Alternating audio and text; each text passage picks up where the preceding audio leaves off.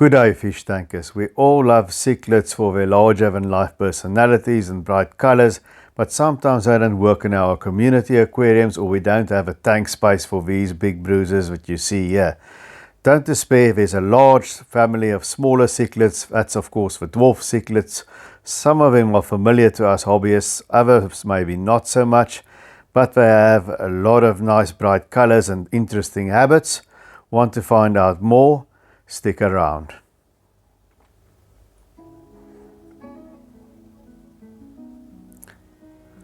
Let's start with a general housekeeping. Tank size 2 foot, 60 by 30 centimeter footprint is about the minimum for a pair, and they like it soft acidic water, not more than 7.4, around about there is the upper range, and they like it on the warm side, 25 to 27 degrees Celsius for most of them. They don't like cold water. Then they're mostly carnivorous. They like meaty foods, frozen bloodworm, frozen brine shrimp, other frozen crustaceans, and they reach a size of 4 to 7.5 centimeters. So they're not nano fish in the true sense, not tiny, but they are small fish, and they do like to have a bit of elbow room. You can see here these two are sort of having a Mexican standoff. That's why you can, bioload wise, maybe fit them into a 10-gallon, but even a pair, a male and a female, need to take a little break from each other sometimes, and that's why a 2 foot footprint is usually the minimum size. If you want several kinds in an aquarium or in a community aquarium, more is recommended, but you can keep a pair in a 2 foot aquarium and they'll be fine. Here's an old mainstay of a hobby, the Crebensis. If you have harder, more alkaline water, I would recommend you take this fish. And if you're a beginner, they're also much easier. They're probably the hardiest, and they can take a pH that's around the 8 if they have to. They'll be fine there because they're from West Africa, from Nigeria and Cameroon, and sometimes they have temporary brackish water conditions, and they do color up nicely in the aquarium. Thank you, a big shout out to Raama who let me use his footage of his Crebensis. Here you see that's the female, or in front of the screen now the albino version there is a male. The female is in front of a little cave, and that's the thing with these fish. They exhibit that parental care. There you see them looking after the babies. Do you like the albino versions of a Crebensis, or do you prefer the natural one that we see in the footage coming up here? I like the more natural one a little bit better, I have to say. And another thing that you notice here, the female in front is the more colorful of the two, and that is actually quite rare. And another interesting thing with Crebensis is the sex of the offspring is influenced by the pH. So if you have harder, more alkaline water, you're going to get all males, and if it's softer, acidic water, you're likely to get more females or all females. So when you do breed them and you don't want to end up with just the one sex, you're probably well advised to keep your pH neutral in the middle at about 7. And as you can see, they make good community fish. They like to the lower half of a tank, so watch out that it's not too crowded there. So you might want to watch not to have too many bottom dwelling fish. But they do well with pair on their own, and some diver fish like just your normal tetras, maybe even danios, but use the upper part of a water column will do well. Here we have the German blue ram, because the Germans imported them to the hobby. Now they like it hot. They like 28 to 29 degrees Celsius, 84 to 86 degrees Fahrenheit. And I have found in recent years they're very susceptible to all sorts of diseases. They've maybe been inbred a bit too much in the hobby. Have you kept German blue rams, and what were your experience with them? Let me know in the comment section. Here's a Bolivian ram. We don't see them as often. One thing about them is they can take it a little bit cooler. They'll handle 23 degrees Celsius of 74 degrees Fahrenheit, so they don't need to be in water that is as hot. They can be slightly larger, max out at 8 centimeters. And here's the Apistogramma Macmey. Always fish in the dealer's tanks never look as good as when they're settled in the planted tanks, do they? Here's this little fellow in the shop. And then this guy here that I spotted over there in Macmey. I bought this little guy here and I brought him home, and he's been now on the big 75-gallon for months, and you can see how he's developed. He's quite sizable now. He's about touching 8 centimeters.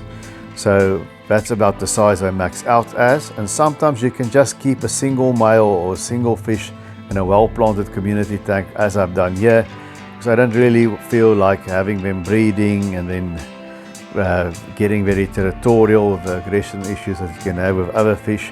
But he's a great member of his community, and just check out the lovely colors. There you see some Macmey. Big shout out to Shandra Ferrera for giving me this footage, letting me use it.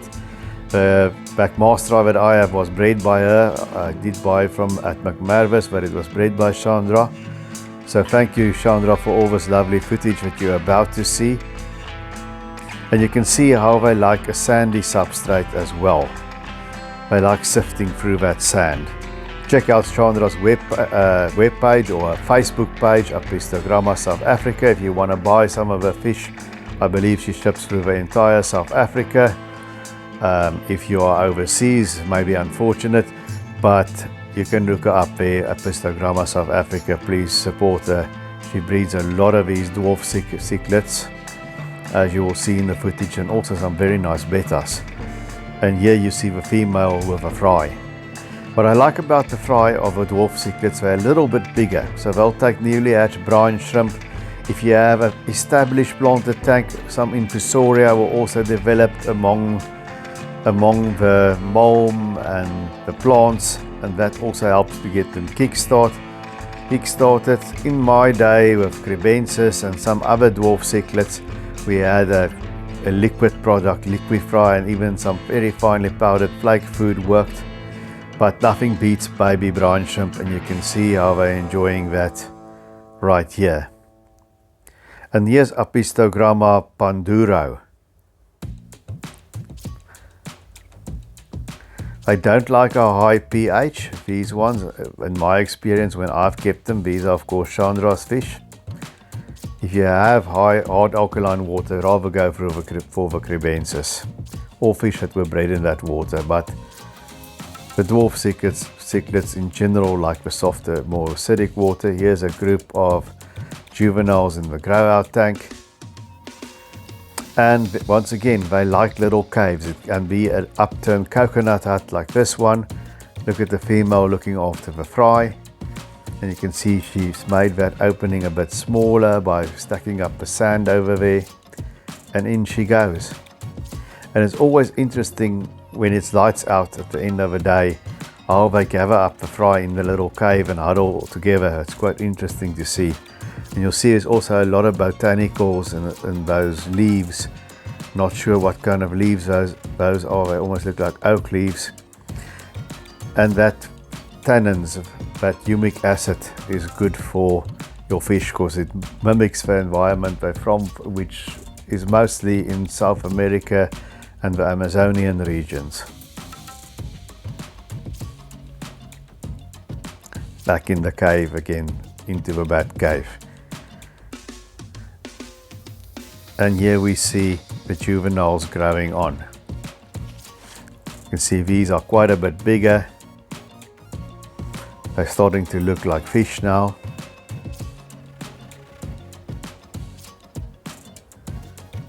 And there's a close-up of a little fellow getting on.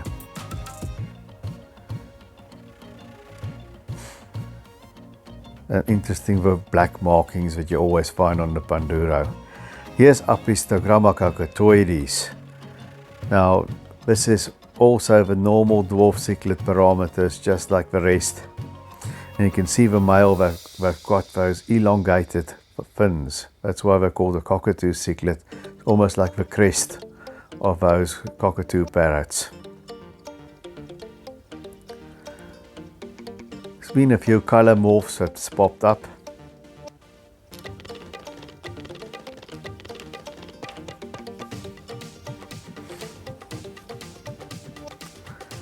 And you can see him cleaning the leaf. And there you see his display for the female. Look at those beautiful fins. And there's also been a feeding of brine shrimp over there.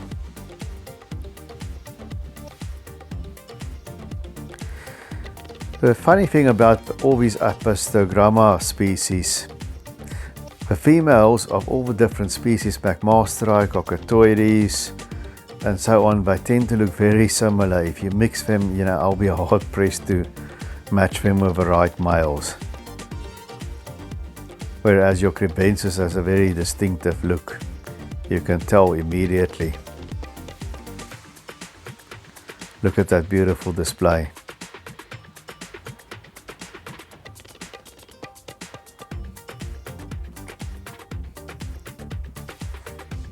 Guys, remember to hit that like button. It will help the YouTube algorithm. I appreciate all the support and every single like.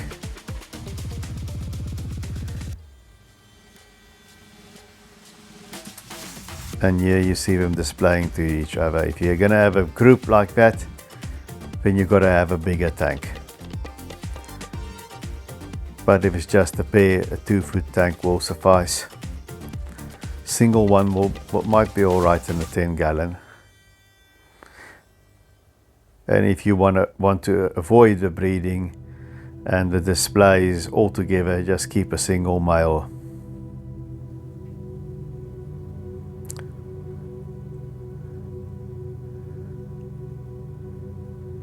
This one is clearly the top dog in the group.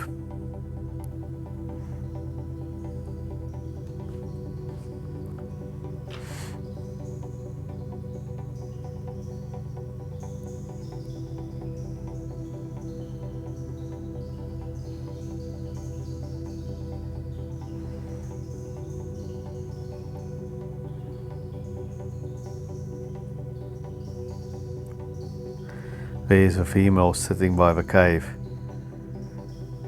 And here you see a family of Apistos. The female just went into that cave in that flower pot, and there the male follows.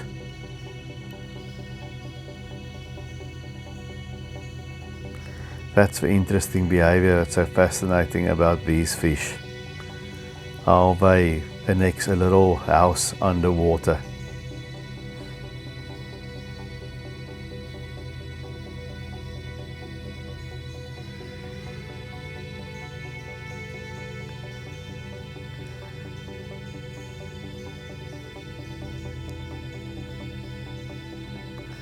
Here's another one, and this is Apistogramma Trias.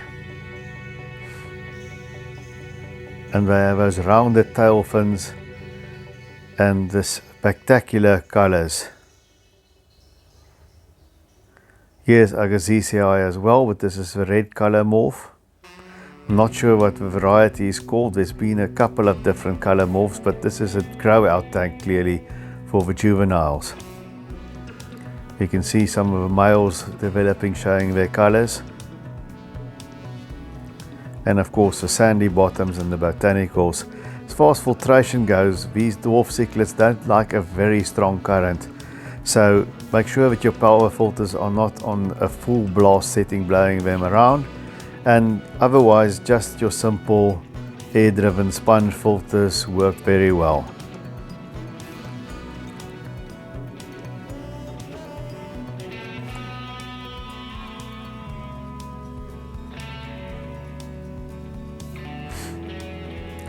You'll see there's some Wassertang there. That's sort of your freshwater seaweed. That's what the word is, more or less in German. And I don't have dwarf cichlids at the moment except for my Macmasteri, but I do find the Wassertang helps for breeding. And this is a dwarf frag cichlid, Lakaraceps. You don't often see them in the hobby anymore, but Chandra's got some of them, and there's some of them at McMarvis. They're very interesting little dwarf cichlids. They're more chunky. These ones are bigger in the shop that you can see here. And they also have interesting patterns. Years ago we used to see them more, but now not so often, but they're making a bit of a comeback. And here is the golden eye cichlid. For obvious reasons, these are juvenile males. It's Nanakara anomala. And they also can handle water a little bit cooler, these. 22 to 25 degrees Celsius. And this is Apistogramma Trias, and there you see a male in a mixed tank of different species, being a bit of a jerk, displaying to the other fish and kind of shunting them around. I think he was up for sale. Go and look at Apistogramma South Africa, a Facebook page. You may still be able to buy this little fellow, and he can be a very good member of a community tank just on his own if you don't want to breed him. There is the Trias popping out again. Guys, if you like the content, please share among your fish keeping social media groups, if the group rules allow for it, of course. I would greatly appreciate it if you help me get this footage out there.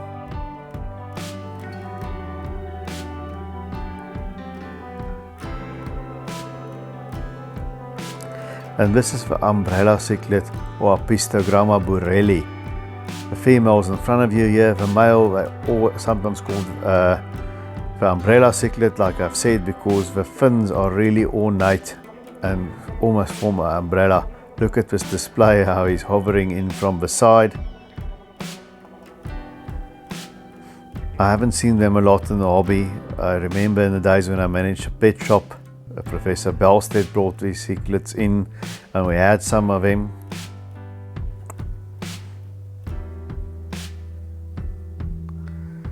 And I found them fascinating.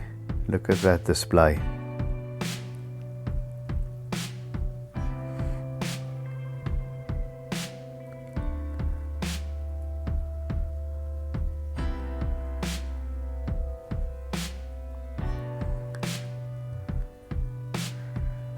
And this is something you don't see every day. This is Chromous transvestitis, and they come from Africa like Crebensis, but from Central Africa, the Democratic Republic of the Congo.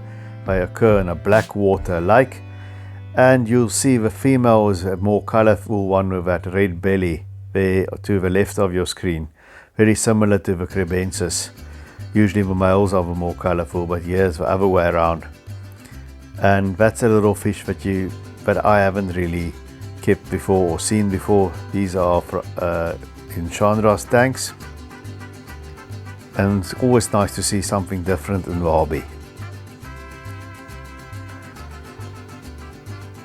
Go visit her Facebook page. Thanks, Shandra. And there is my little fellow. Guys, please remember to subscribe, and until I see you again, take good care of those domestic denizens of the deep.